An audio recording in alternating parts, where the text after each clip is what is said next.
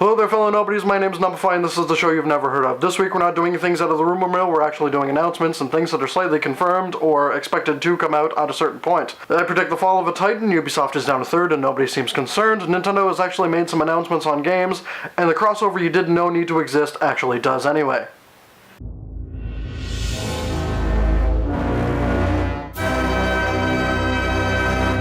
So for those of you who don't know what I'm talking about when I mention the fall of a Titan, I am referring to Titanfall.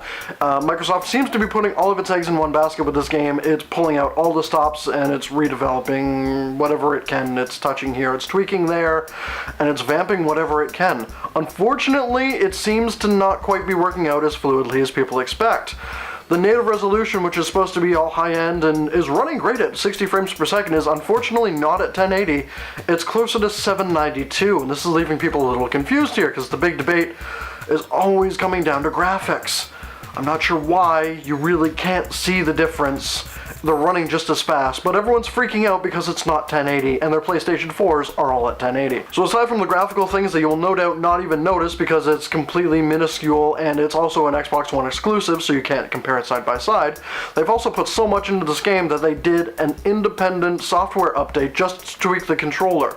They've done something with the outer perimeters and made them more sensitive, and it's supposed to be less twitchy and less flicky, and they've seriously done this just for this one game. They sat down with devs, and devs went, no, I want it this way, and Microsoft actually put out. It's kind of scaring me, and I should mention that these are the same people who designed Call of Duty. So you've got a giant arena with people shooting other people in military shiny tank things. As awesome and stoked as I am for Mech Warfare, because I'm one of the guys who grew up with Mech Warrior, I'm really not stoked about Titanfall. I'm sorry, it's just another multiplayer hash thing with screaming 10-year-olds. I really don't see it going great. Sorry guys. On to our next topic. Ubisoft is down 35% in sales. Now for those of you who aren't quite aware of what they've been doing, those are the guys who churn out Assassin's Creed, have just done Black Flag, and are responsible for Far Cry. Nobody's really too concerned about the drop, even though it is a rather drastic one, because they do have the upcoming release of Watch Dogs on the new consoles, and that's supposed to be a really highly anticipated title. You go around in a free open world sandbox style city, and you basically get to hack everything, and there are lots and lots of guns. It's essentially a really clean version of Grand Theft Auto without the baseball bats and hookers, as far as I know. I could be totally wrong on that. In a sheer stroke of absolutely great timing, Nintendo has actually made their summer announcements for releases of games, and some of them are on the Wii U. I actually know what's going on now. This is amazing. So aside from announcing the release of Mario Kart 8 this summer, which includes playable characters such as all of the Koopa kids, because everyone needs to play Ludwig von Koopa at least once in one thing and destroy everyone with blue shells. So Nintendo has also announced a new character in the Super Smash Bros. 4 lineup. So along with keeping Lucario and completely dismissing all rumors of Mewtwo being in the lineup, they're actually adding Little Mac from Punch-Out. He's an old school gamer, and that's pretty cool in there, and one thing's for sure, he's certainly a lot more useful than Pichu. Hopefully he won't actually damage himself when he does any moves. Nobody quite knows what his Super Smashes or specials are, and we're just kind of happy to have somebody new in the mix. And on to that little crossover that you didn't know existed, but had to happen, and I'm so glad it did.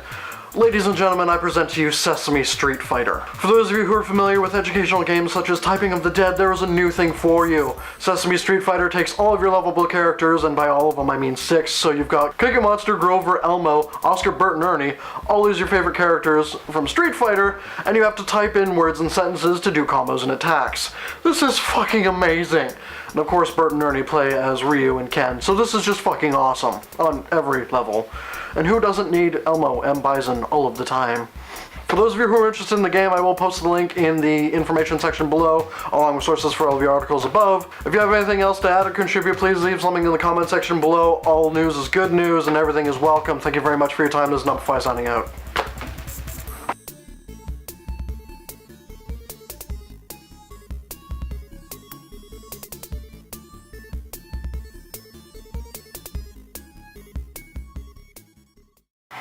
I feel crooked.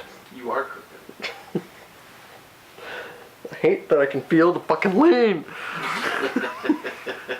Good? We're good. Go when you're ready.